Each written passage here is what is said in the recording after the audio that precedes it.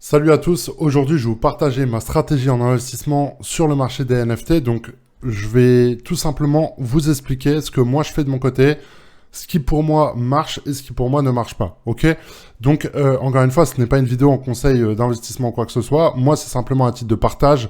J'ai envie de montrer aux gens en fait que c'est possible et pour moi que c'est réellement une dinguerie et que je pense que c'est possible de changer de vie très rapidement grâce au NFT.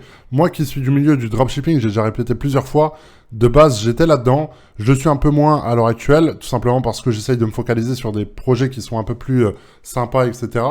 Et parce que le drop, ça m'a un peu dégoûté en réalité.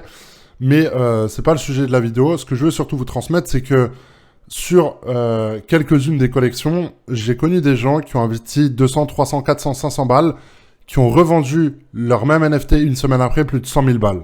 Ok. Donc, en gros, faire de 500 balles à 100 000 balles en l'espace d'une semaine, et on parle de bénéfices nets, on parle de crypto-monnaie, on parle de... C'est une dinguerie, ok.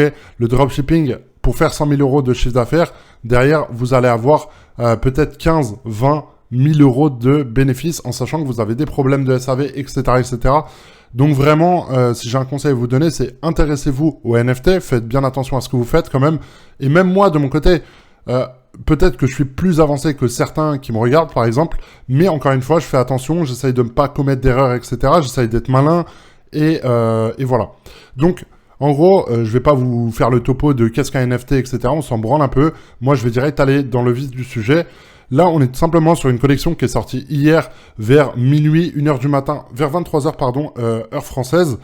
Et en gros, pourquoi cette collection, ça m'a intéressé? Parce que il y a seulement 2500 items et parce que il y a également beaucoup de hype, parce qu'en gros, ils reprennent deux projets qui ont très bien marché, les CryptoPunk et les Doodle. Donc, en fait, je me suis pas trompé, ça a plutôt bien marché. Là, à l'heure actuelle, je fais à peu près 700-800 balles de bénéfices si je revends maintenant. À l'heure actuelle, j'ai simplement sécurisé mon investissement. C'est ce que je vais vous montrer. Pour moi, il y a deux façons d'investir dans les NFT et pour moi, c'est les meilleures. Ok. La première, c'est tout simplement les noms de domaine. Donc tout ça, vous le voyez, j'en ai fait plein de vidéos, etc. Enfin plein, j'en ai sorti 2 ou 3. Vous le voyez, j'ai plusieurs noms de domaine que j'achète 100 balles et que je revends 4000 balles. J'en ai pour l'instant vendu 2 sur un autre wallet. C'était genre il y a à peu près 3-4 mois. Et là, je vais commencer à investir un petit peu plus massivement là-dedans parce que ça me plaît et je pense qu'il y a un truc à faire. Maintenant, la deuxième chose pour gagner de l'argent, là, ça va être un petit peu plus risqué pour moi parce que là, forcément, vous achetez le nom de domaine Playseed.eth qui coûte 100 balles. Playseed, c'est un site qui fait plus de 3 millions de visiteurs par mois. Je veux dire, c'est quand même une réelle dinguerie de l'acheter seulement 100 balles, ok? Maintenant, je vais vous montrer du coup ce que j'ai réalisé comme investissement hier.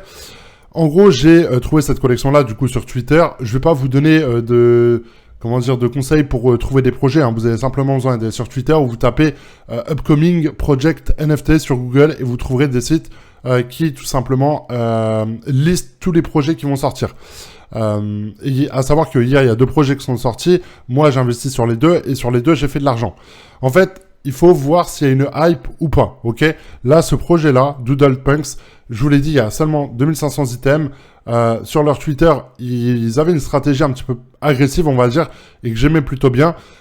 C'est en gros de mettre leur Discord disponible pendant seulement 30 minutes, ok?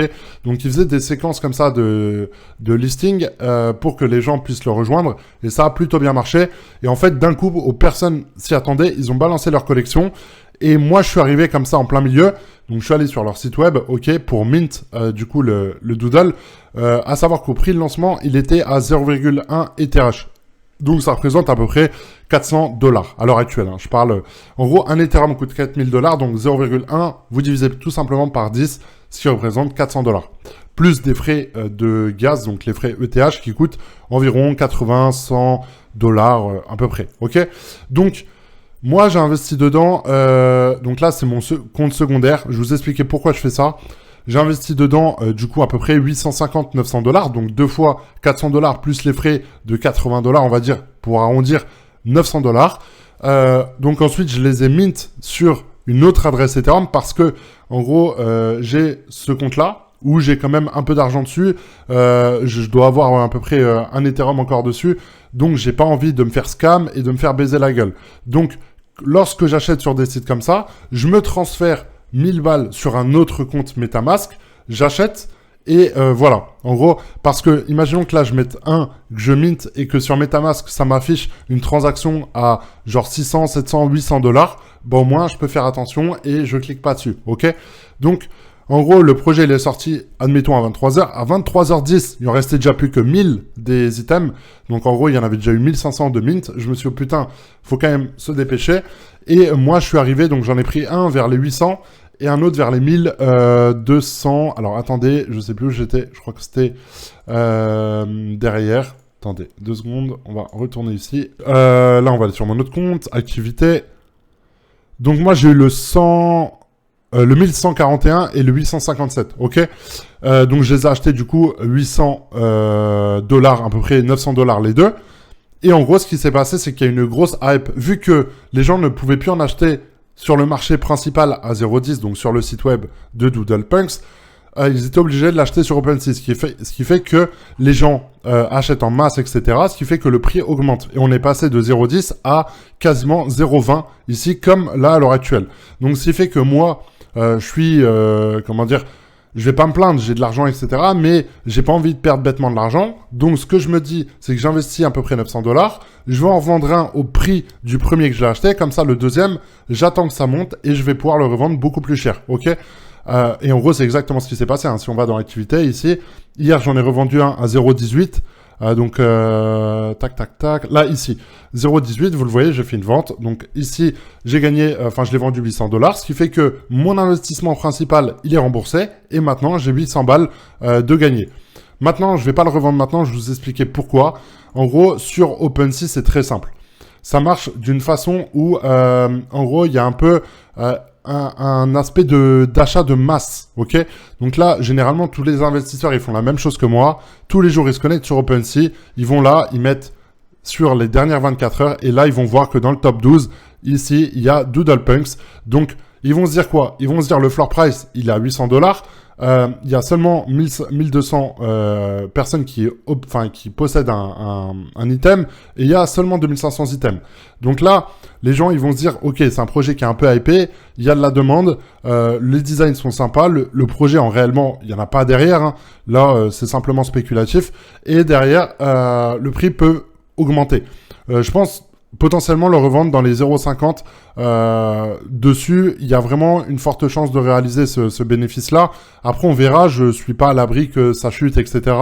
Mais je suis prêt à perdre, je suis prêt à le revendre 400 $ à peu près. Je sais qu'il retombera pas à 0,10. Donc, si je vois que ça commence un peu à chuter, sur 2-3 jours, je le revends. Au final, j'aurais gagné quand même 400 balles.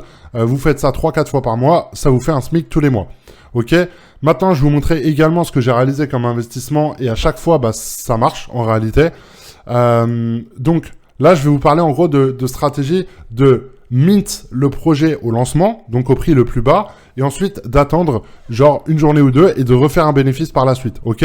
Là, vous le voyez par exemple sur ce projet-là, je l'avais acheté 0,34, je l'ai revendu 0,47, ce qui fait quand même 500 balles de différence. Encore une fois, 500 balles de bénéfice. Ensuite, ça a pas trop marché pour moi. Ça, j'ai pas trop gagné, j'ai pas trop perdu, il me semble. Là, les parties grande-papa, les parties grande-pas, je sais pas quoi, j'en avais acheté 3, ok? J'avais investi au total, si je dis pas de bêtises, à peu près 600 ou 700 $ par item. Vous pouvez voir que j'en ai revendu un à 1321 $, j'en ai revendu un autre à 1621 $, et l'autre, je l'ai revendu un petit peu moins cher, 786 $, ok? Donc sur cette collection-là, j'ai pris encore une fois du bénéfice. Et c'est comme ça que vous devez réfléchir, c'est pas autrement. En gros, moi ce que je vous recommande de faire, vous faites toujours la même chose. Vous avez votre compte principal avec un peu d'argent dessus. Vous avez un autre compte secondaire avec un petit peu moins d'argent dessus. Dès que vous voyez un projet sortir qui est intéressant avec une grosse hype dessus, moi je vous recommande d'investir dans des projets où le prix de base il est inférieur à 1000 $. Ok, même moi qui j'ai quand même des mutants, j'ai des doodles, etc. sur mon compte principal. Parce que oui, j'ai plusieurs wallets, etc. Parce que là, j'utilise celui-là pour les vidéos, pour montrer, etc. Mais j'en ai d'autres parce que j'ai pas forcément envie qu'on me regarde toutes les 10 secondes en train de faire un truc. Parce que bon, c'est marrant 5 minutes.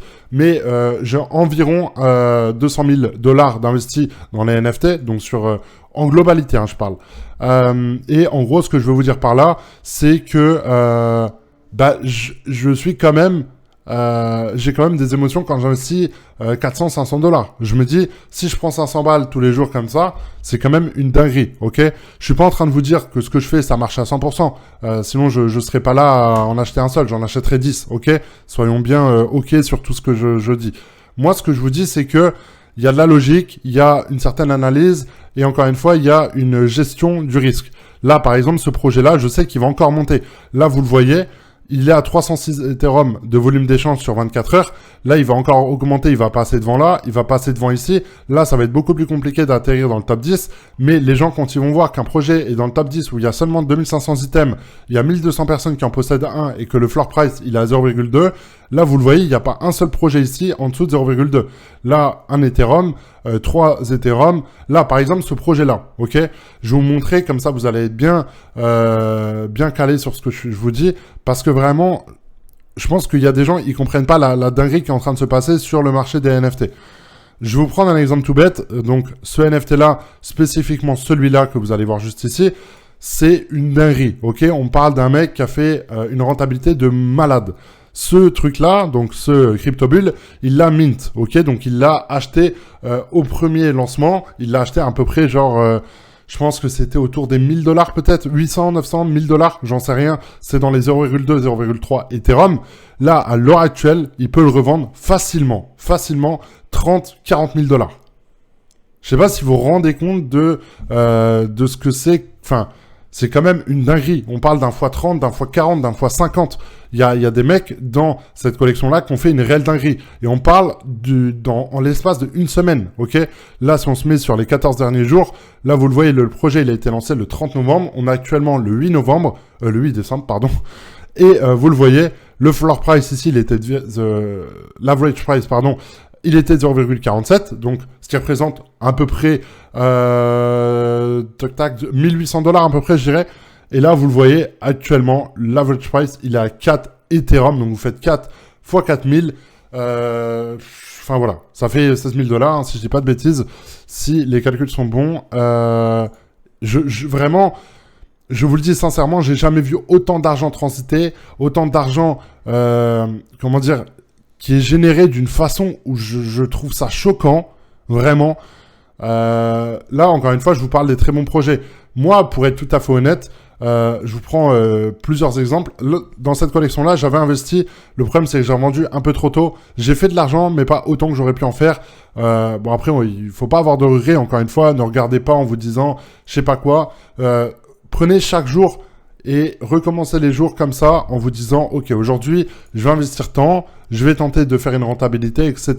Mais ne regardez pas tout le temps le top. Par exemple, celui-là, enfin, je vais vous montrer en direct, hein, mais là, j'ai potentiellement pas gagné 2000 dollars, ok? Mais il faut être prêt comme ça. Quand on investit de l'argent, faut pas vous dire, je sais pas quoi, c'est de la faute de je sais pas qui. Faut être conscient, c'est votre thune, personne va pleurer sur votre sort. Si vous gagnez de l'argent, vous n'allez pas aller vous plaindre. Si vous en perdez, n'allez pas vous plaindre, ok?